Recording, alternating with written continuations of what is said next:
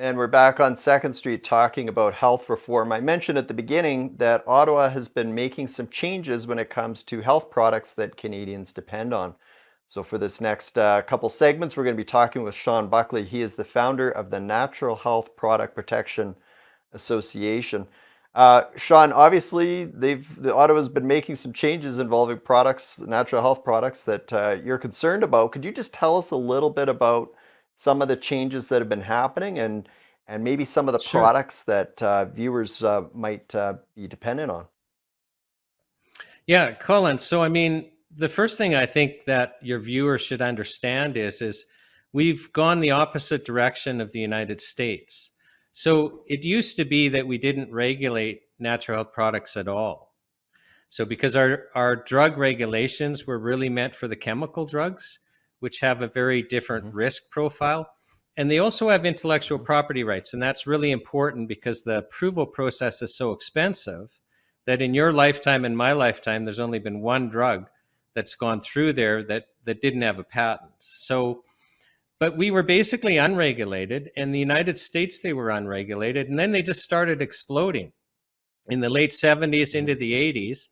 And so both the FDA in the United States and Health Canada started attacking them, basically saying you had to apply with these drug style regulations. And the citizens rebelled. And they're rebelling again, but and I'll tell you why, but they rebelled because most of us rely on these products. It's not that we're Hmm. anti-pharmaceutical or anything, but it's a different niche, staying healthy and treating chronic illness.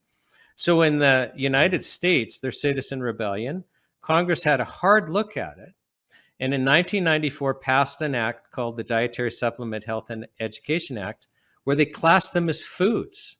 I mean, we're talking about things like Hmm. ginger tea that we've been using for 3,000 years to treat nausea and digestive issues. Right. Well, it's a food. You can buy the same thing in the food aisle. So they said, listen, let's treat these like a food and let's deem them by law to be safe. Now, that's really important. So in the United States, their regulatory body can't take one off the market saying it's dangerous unless they actually have evidence they're dangerous because there's a legal presumption of safety.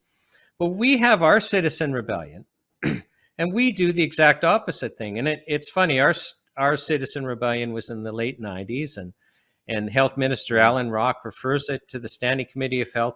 How should we regulate these?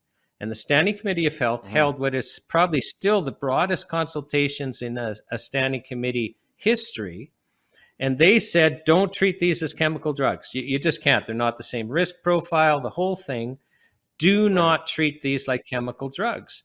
And Canadians want increased access. So whatever you do, make it so that they have increased access.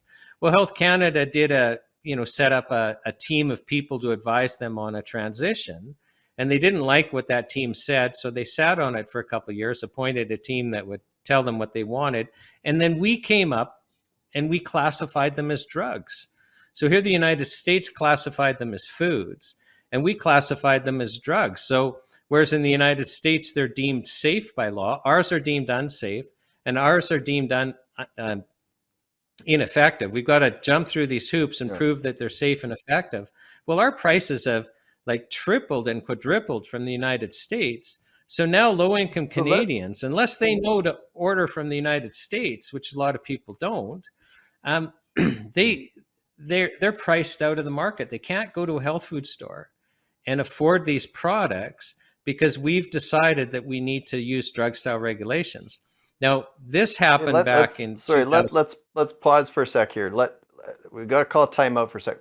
Give us some examples of these products? You mentioned ginseng, but are vitamins included? Things like calcium, vitamin D. Like, what are some examples of these Well, products that you're referring to? actually, actually, let's go across the board here. So, one of the Hmm. things that's happening is Health Canada saying we want full harmonization with the chemical drugs, including the fees that they pay.